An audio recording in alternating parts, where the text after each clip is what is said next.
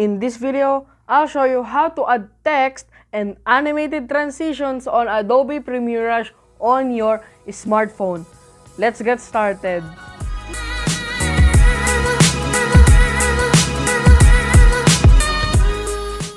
What's up guys, my name is Jenric Aquino and I help people grow on YouTube using their smartphone. So if you are new here, then make sure to subscribe with the bell icon turned on. Adobe Premiere Rush is a great video editor for both your smartphone and your computer. So in this video right here, I'll be showing you how to add text and animated transitions on Adobe Premiere Rush. So without further ado, let's jump into the tutorial.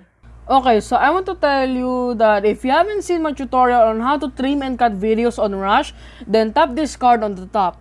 Okay, so in order to add a transition, tap on this square icon down here at the bottom. Once you've tapped it, it will load up all the transition assets. And yes, it only has a few transitions, and I'm hoping that in the future, they will add more. Now, to add a text animation or text graphic, tap on this T icon and it will load up a bunch of text presets.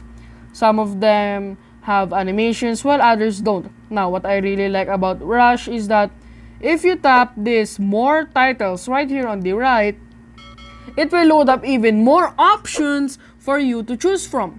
In Rush, they don't just offer you a bunch of text animation and graphics, they also give you a bunch of other motion graphic assets for you to choose from.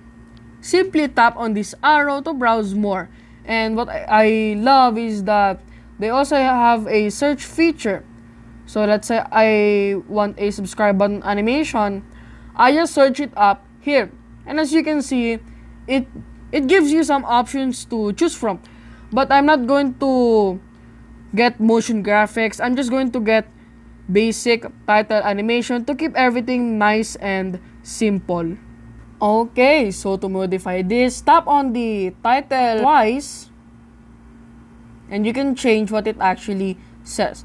So I'm just going to change this to my name, Jenric Aquino. Okay. To change the font, tap on font down here. And it's going to load up many fonts here. But I'm not going to change the font because it's already good. To change the font style, simply click on font style down here. And you can choose any style you want. To adjust the size of it, press on font size. And you can use a slider here to adjust the size of it. And you can change the actual position of the text graphic by simply tapping outside of it. Just like that.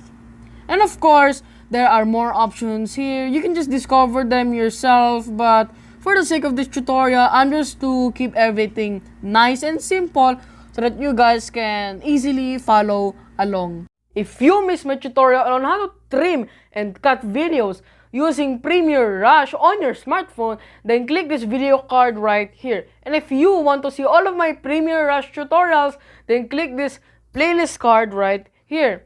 And as always, have fun creating, and I'll see you next time!